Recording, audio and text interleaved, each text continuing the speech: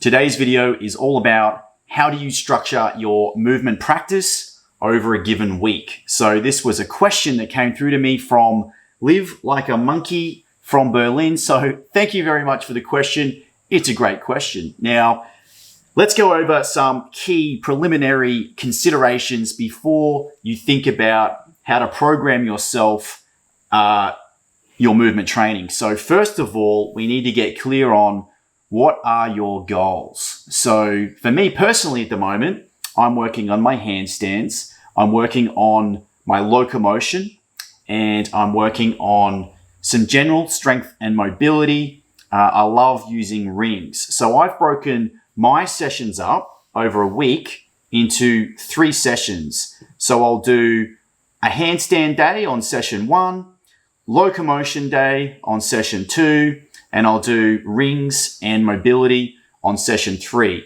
And I'll repeat that so I'll get 6 sessions in over any given week. And if I need to drop a session out of that, I'll typically drop the rings day, the strength and mobility, because for me at the moment, more of a priority is the handstand work and the locomotion work. And the reason that is the case is because that stuff is a lot more skill orientated. I'm at a place where my strength is reasonably decent already from previous phases. So for me, I generally suggest anybody that is working on handstands, you really want to be getting that in more than once a week if you can, because of the higher level of skill required to dial in the balance. And locomotion is a bit the same. It has a higher neurological demand on the brain. So you need to be getting those reps in to get familiar with the patterns, where the strength work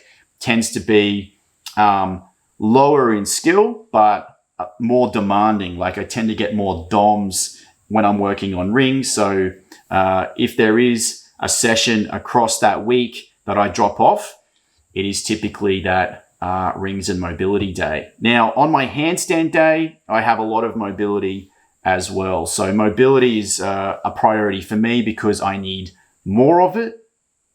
So that's how I approach it. And what I like to do is work in 2-month phases. So I also do this for my students when I'm programming for them.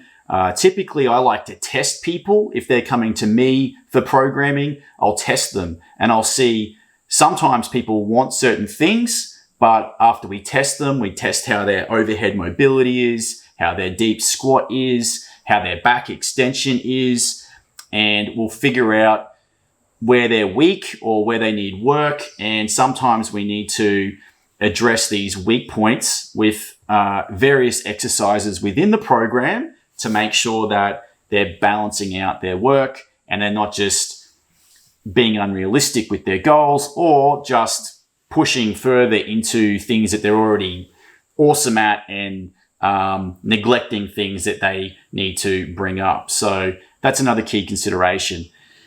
In terms of breaking down each session, I'll always start with a warm-up for the wrists, shoulder opening, and the squat. So I'll do some low squat drills, some hanging things, and some wrist stuff every single session for my warm-up. Then I'll move into the working sets. So what I like to do on the handstand day and the strength day is I will pair either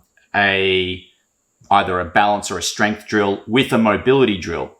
And then I'll do 4 to 6 lots of those of different exercises. So I recommend picking about that amount and doing sort of 2 or 3 rounds of each pair. So this way you're hitting mobility every time you're doing a set. So for me, mobility is very important. So I like to make sure that for every strength or balance drill I'm doing, immediately afterwards, I am doing some sort of mobility drill, and I'll do 4 to 6 lots of those in a session. For the locomotion session, how I like to break that up is I'll typically do, for example, isolate a skill, and I'll do 5 reps one way, 5 reps the other way. So I'm doing both sides, and I'll have a little 60-second break in between, and then I'll do it again for 2, maybe 3 rounds of each skill. then I'll, I might be working with, say, 4 skills in a session. So I'll do that across 4 skills. Then I'll play around with some integration. So I might join 2 of those skills together, and I might do 5 of those combinations one way and 5 the other way. And I'll do this with each of the skills. And then at the end, I'll do some improvisation sets where I'll just put a timer on for 90 seconds, and I'll just use all the different skills that I've just practiced in any particular order, and maybe start introducing some other skills from previous sessions or that I have in my game previously. So that's kind of how I'll structure each particular session. You can finish with some down regulation too. Sometimes I'll have a little lay down and do some breathing, or I'll do a little, a couple of minutes of eyes closed meditation just to down regulate the system and reintegrate back into society. So I generally take this approach for 2 months. The first week, I'll approach a new program in a deload sense. So I'll do 50% of the volume, feel out anything new that's in there, and just ease myself into it.